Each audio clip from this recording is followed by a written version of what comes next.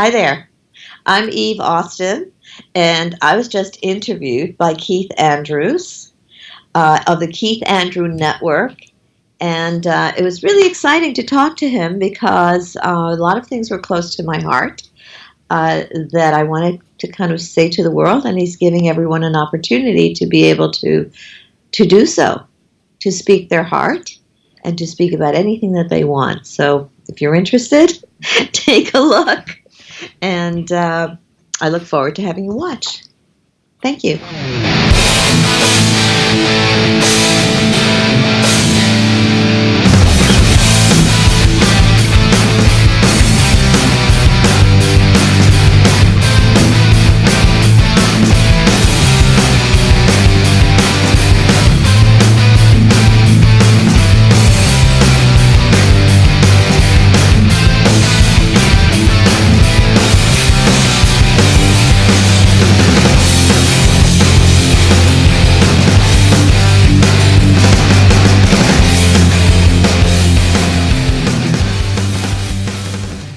Ladies and gentlemen, welcome to the one and only KeithAndrewNetWork. This is episode 492. I'm here with the talented and beautiful Eve Austin. I just want to say thank you for being a guest on my talk show.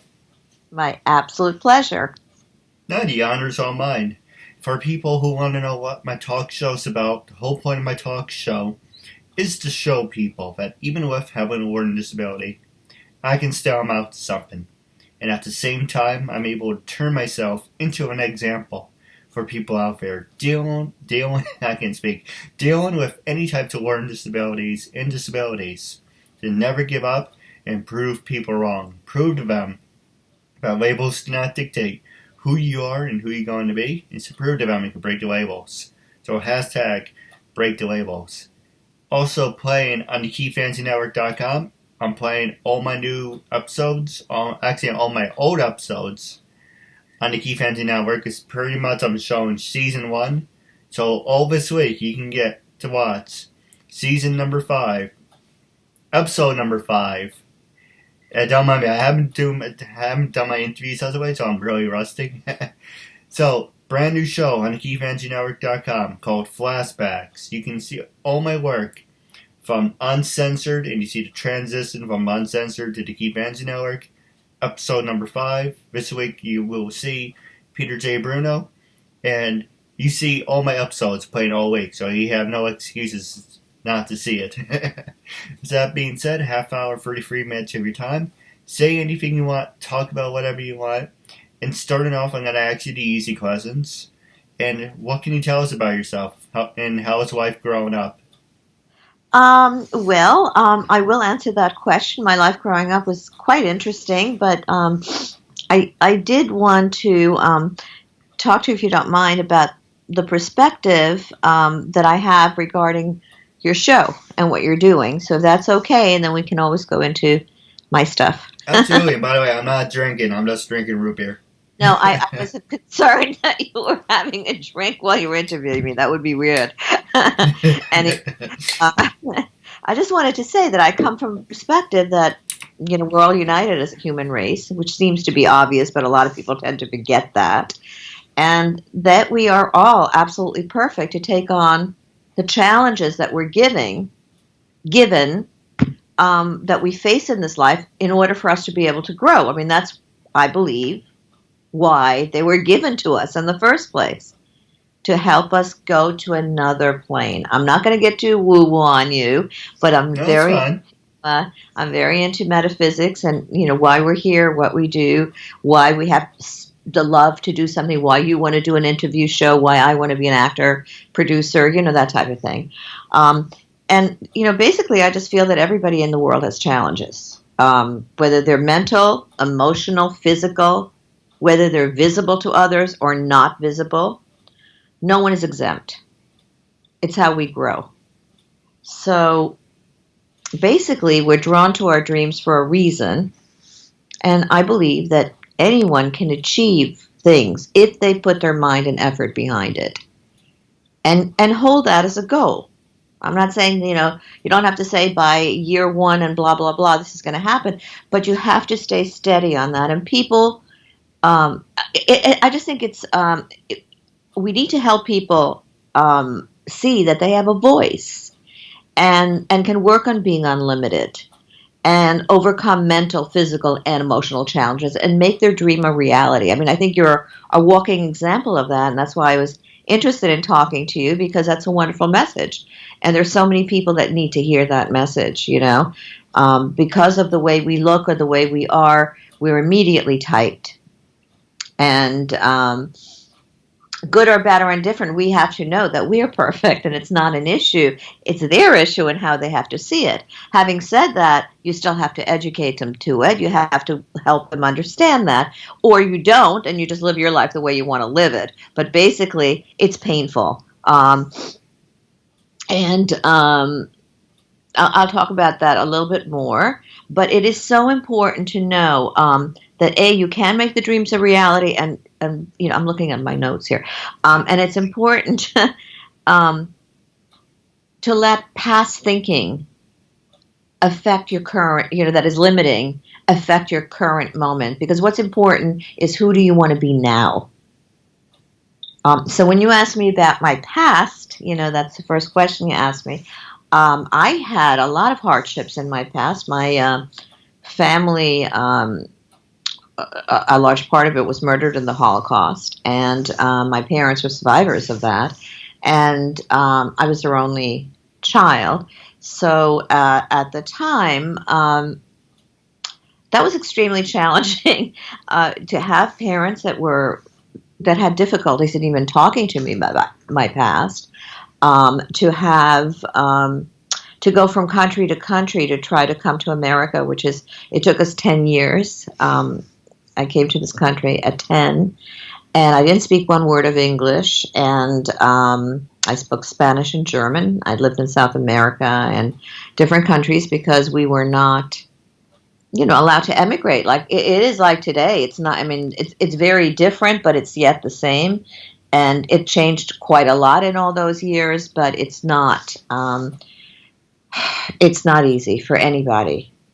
So, all right. So that was some of the challenges. And then as I grew up, I always wanted to be an actor. That was something that I always, wanted. I'm sure you hear that a lot on your show.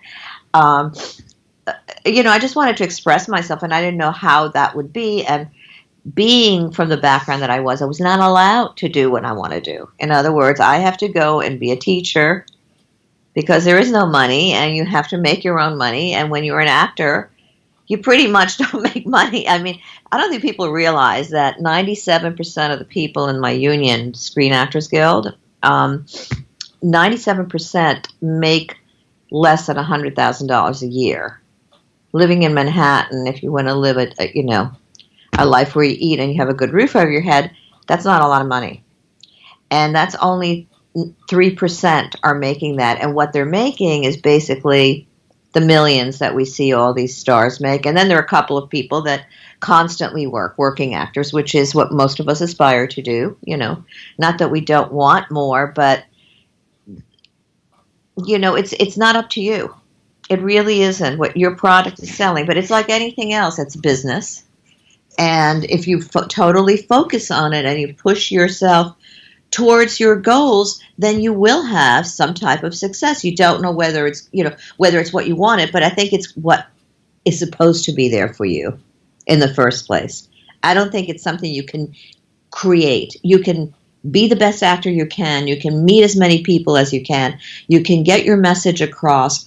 But until you are operating on a higher level, which is the level that you're operating in the sense of trying to help people that have issues that you see and that are in your mind, well, certainly in my mind, being treated unfairly.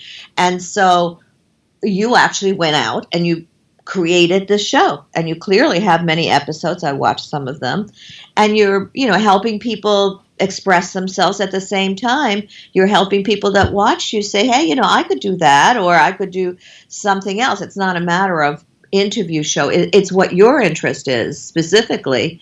And yes, it can be done because, you see it all the time. I mean, there are people, painters that have no hands and they paint with their feet. I know it exists, So the message that we get, most people get in this world, is very divisive, especially right now. And I think that a lot of things are coming to the forefront, such as women's movements, certainly politics, the way the world works. And there's just an element of kindness and personhood that's missing. And so a lot of the work that I do, I kind of want to hit markets that are affected in some way, by that. So being an actor, I'm getting into the point because I'm getting older, obviously. We all are. The other alternative is not so good. I don't know. Maybe it is, but whatever. It's a different conversation. So I'm starting to allow myself to be seen as what I am, which is an actor and a producer and a creative being. And I have enough experience now that I'm going to start saying no to certain things that are going to be energy suckers just because they're there. It's very hard to, just the odds, I don't know if people tell you this, but the odds of, let's say, a tiny role on a TV show. So 2,000 people are sent in by their managers and agents, and if you don't have one, you generally won't get seen. It's very hard. And so out of the 2,000, they choose 30 people. And this happens like that, And they bring the 30 people in, and out of those, they narrow it down to maybe 5, and then there is one, and that is it. Sorry about that. Hey, anything can happen live. What's that? Hey, anything can happen live. I know it can, and all you need is love. So that's my phone, and that's what I believe. So that's my phone ringer. Anyway, all the work that I do, I'm hoping to reach people with different messages that are more particular to me, Right. as a middle-aged woman who is a baby boomer. And I'm not saying that my content is always baby. I'm sorry, I'm fiddling with this. Oh my gosh. You know what? You came up on screen and I can't see me anymore. Can you see me still? Yep, I hear you. Okay. Can you see me though? Yes. Okay, because I turned these off. I am very challenged with my gadgets. There we go. No, there we go. I am gadget challenged.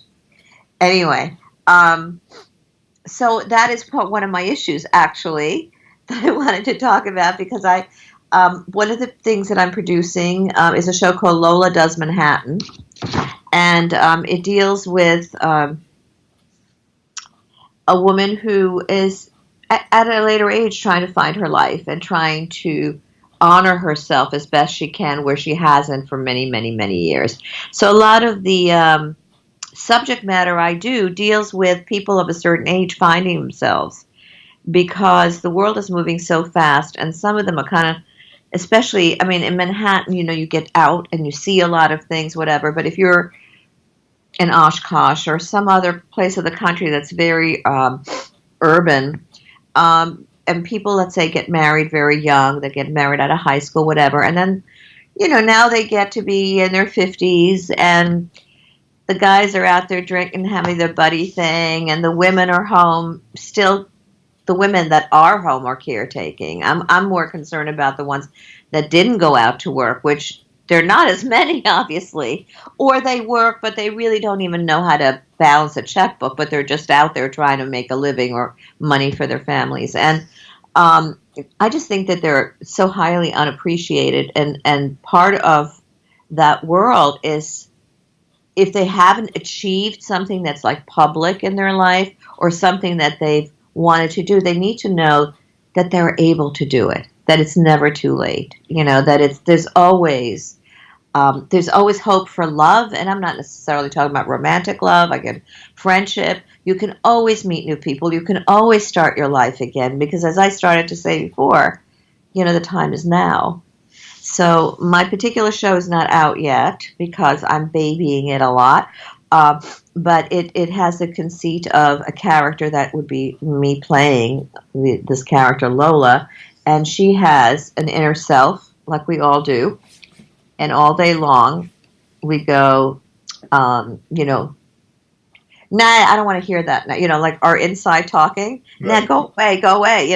And that's basically, except mine, you can see, the audience can see my inside self. All right. But not people that are talking to me. So the inside self is telling me advice while other people. So it's a little hard to describe. I haven't gotten it to gel yet, but so that's one of the things I'm particularly interested in. Um, I've been doing a whole lot of work lately. Yesterday was a film festival called Hang On to Your Shorts, and I had two films in contention.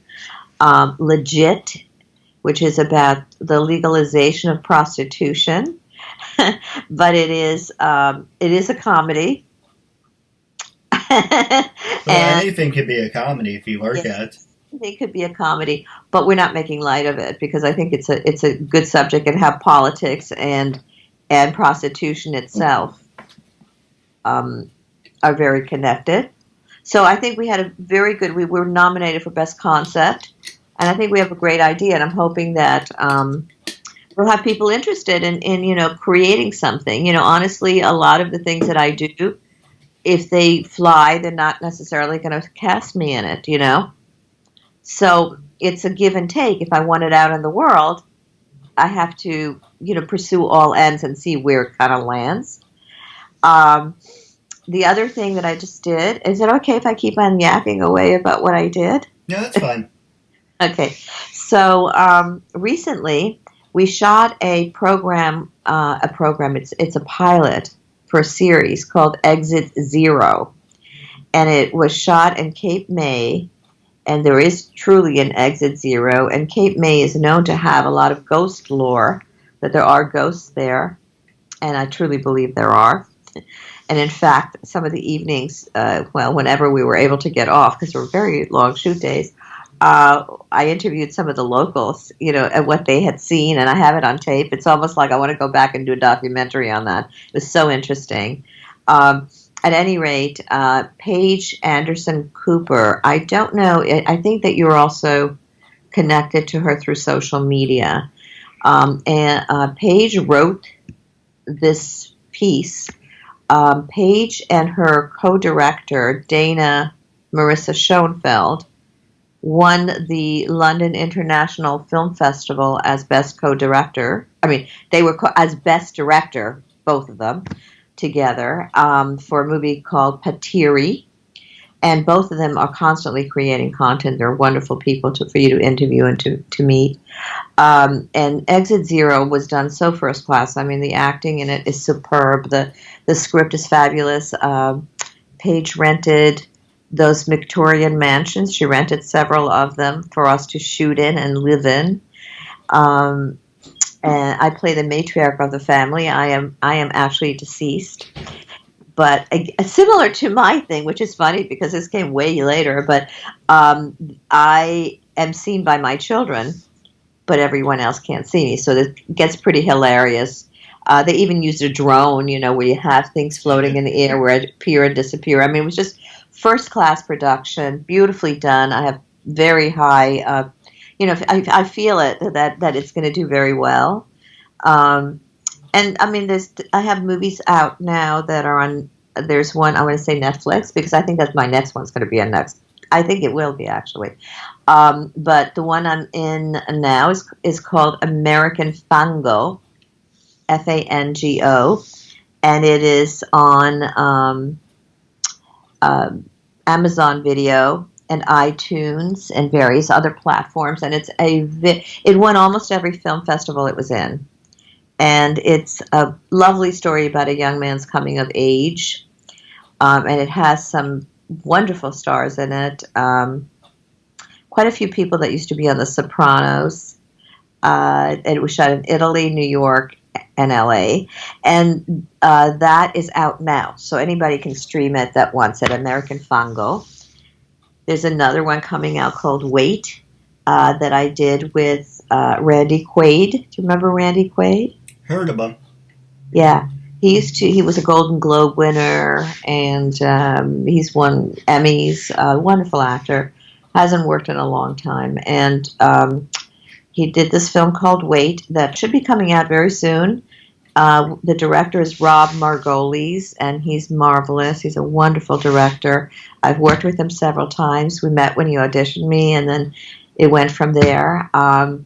His films, Rob's films, are all on Netflix, and they're more they're younger oriented. They're more like Judd Apatow type of films. That they're comedic, coming of age type of things. Very funny. And this one I expect to be no less funny than everything else that he's done. So that's quite exciting too. So basically, I know that we only have a short time, so I just wanted to just go back to what we talked about before about the time today being today, and that's so important because when you imagine yourself having what you want to have, setting a goal for yourself, having your dream, it's so important that you're in this space now and completely open to the idea that this can happen. Because I think too many people go, oh no, what's the use? What's the point? Don't want to do it. Never happen. Why should I even bother? Or even, well, what if something great happens? And then what do I do? Right. There's so many psychological reasons why we don't move toward our dreams. But there was a saying, and I don't remember it exactly, but something like, why don't you shoot for the moon at the very least you can reach the stars. The point of that is well taken. And it's what I want to just say too. Am I concluding now, or? Oh, we're gonna take a quick commercial break, but you can finish that first. What's that? Oh, we're gonna take a quick commercial break, but you can finish what you're saying. Okay, so basically, it's always now, and when somebody tells you cannot do it, it can defeat you more than you realize. Even though you don't want to listen to them, whatever, it can defeat you inside. And so you need to deal with new people. And you need to go forward with your dream. And you need to, this way, when you meet new people and you make yourself do that, not everybody, people are shy or whatever, or are unable. When you make yourself do that, you open up a whole new set of support system. And so when you don't have the support system now, you've got to develop it. It's up to you to get the support system. It's not going to just come to you, by air.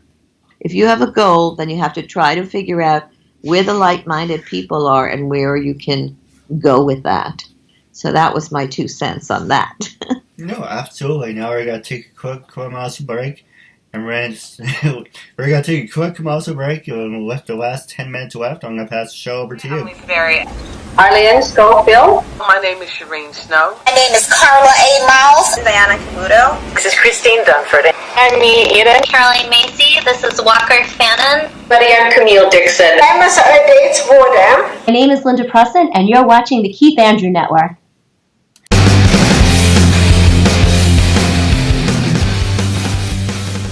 Russo. Me, Mark Medley. Hi everybody, this is Mark Neely. Barry Papick. This is Peter Bruno. My name is Kyle Collier. This is Julio Santiago, better known as Dynamite. I'm Richard Epcar. Orange Chow. This is Kerrigan Mahan. This is Goldner. And we both support Keith Andrew. My name is Ron Wasserman, and I am supporting Keith Andrew on what he is doing, and you better do the same, or I'm gonna come kick your ass. Ladies and gentlemen, welcome back to episode 492. I'm here with Eve Austin. I just want to say thank you for sticking with us. It was the last couple minutes left of the show. I'm going to talk to you about how people can follow you on social media, and I can save my famous question for the end. But wrapping up, passing the show over to you. Was there anything you want to know, anything you want to talk about? This is your time, after all. Okay, thank you. So briefly, yes, let me get my social media thing in because there's more about me if you care to see it. And that is on Eve Austin, EVEAUSTIN, .net, NET, And that is my website. All my information is there if you want to reach out to me or you want to write to me or anything I can help you with, I'd be glad to do. There are interviews, other interviews, talking about my views, etc., on some of the pages. And, I like to mentor people that are serious and are want to go into the business if I can help them in some way. I'm glad to do that, although I don't have, oodles of time because I've got to build my own career. One of the issues that I do want to address, if anybody in your audience knows about this, is the lack of understanding by people of certain age, baby boomers, on knowing how to stream content. And it is difficult because that's, if I want that to be my audience, they need to be able to see it. Right. And perhaps they do see it on YouTube. I don't know. But there's so many, even I am confused about, YouTube versus, other platforms. I mean, it's like a whole new world to me. And I used to be in business. I was in advertising for many years. And so I'm always between the marketing and advertising and the actual creation of it. And so when you do that, basically your entire time is plugged up by just those two things. So, basically I just would like to see everyone be able to fill their dreams, to be able to at least go toward it, because it's better to go toward it than be inactive. It's an energy that you throw out. Everything in life is made up of energy. And it is my belief that we continue on even after life, meaning that energy is still out there. It's just not in a physical form. But I think that I believe, as some religions, or perhaps more, not religion, but I don't know what to call it, groups of philosophies of different nations and cultures believe that we are here on this planet to do the very best we can with what we're given. And if we don't do that, we have to repeat it till we get it better, or we're not going to be content. So you might as well nip it in the bud now. Go after your dreams as they are. If you want to write. If you want to create music. Anything that you do that you feel is your God-given gift, whether you want to share it with the world, give it out, because the world does need it. Don't hold your gifts back. Just keep. One of my favorite things to say is, this little light of mine, I'm going to let it shine, shine, shine. And that is what everybody on this earth has to do. They have to be kind to themselves. And then they have to be kind to other people. And by people, I mean everybody. And so you're going to find judgment out there. In an acting business, you find it every single day of your life. But if your sun shines through, somebody will grab it. And then you have a new friend, and then they'll support you, and then you do things together, and that's the way it works. No, So, absolutely. Hey, you help me, I help you. Exactly. So that's about it. If I could be of any help or suggest people for your show or whatever, let me know. Yeah, we can definitely talk about that off the air. Yeah, but sure. Wrapping up our interview segment, how can people follow you on social media? I know you hinted towards your website, but are you on LinkedIn, Twitter, Instagram? Yeah. Are you on all that? Yes. I'm on all of that. Most of my handles are at Miss Eve Austin, MS Eve Austin. And that would be, I believe, my Twitter handle. I believe it's also my Instagram handle. You see, I'm trying to educate myself as an older woman into this. And on Facebook, I'm Eve Austin. And since you see my face will be on Facebook as well. You'll know it's the right Eve Austin. I try to mix content so people enjoy it. And I try to post as little baby pictures as I can, because I don't think it's anybody's business. Okay. Doggy pictures, maybe. And my last question for you, wrapping up our segment. I'm a big fan of Battle Raleigh, so going on the record, when I first approached you to be a guest on my talk show, what was your first reaction and what made you say yes? My first reaction was really the way that you asked. That you said that this is what your show is about. It completely gels with my idea about life and how people should be seen. And I'm totally into empowering people and letting them know that they're here for a reason. And that reason is all about them, not everybody else. And many of us get lost in that message, you know. We're always in our own heads where we are. And if we just open up and see what's around us, we can incorporate it and make ourselves better. And that's kind of the way I want it to go. Oh, absolutely. Now I do have a couple questions for you off the air. Okay. Wrapping up, how did you feel after the interview? What was that? How do you feel now after doing the interview? I love it. I'm thrilled to meet you. I'm excited. I'm excited to share my message. I think it kind of meshes with yours. And I always love to meet people. So please, contact me. Let me know about your dreams, your hopes. Don't make it a big deal. Don't write me three-page letters because I won't be able to answer them. But if in any way I can be of help, let me know. No, absolutely. And people can follow me on Instagram at KeithAndrewNetWork, Twitter, KeithAndrew88. Make sure you subscribe on my YouTube channel, KeithAndrewNetwork.com, and my fan page on Facebook. There's two of them. The backup one, and it's pretty much the same name. It's Keith Andrew Network backup page, and my main one that I'm trying to get up there is the KeithAndrewNetwork.com. So I'm on Facebook, Twitter, Instagram, Pinterest. I don't really use Pinterest, but I'm there. I'm kind of like Oprah. I'm pretty much, or some cases people will think of me as a bad case of hemorrhoids. I'm gonna pop up somewhere. I'm on those too. I'm also on LinkedIn as Eve Austin. I mean, I don't change my name too much. Pinterest. I got great boards in there. I don't use it much. I just keep on saving my boards. And I don't know, whatever else you said, I'm on there too. So just chances are it's going to be under Eve Austin. It won't be anything weird.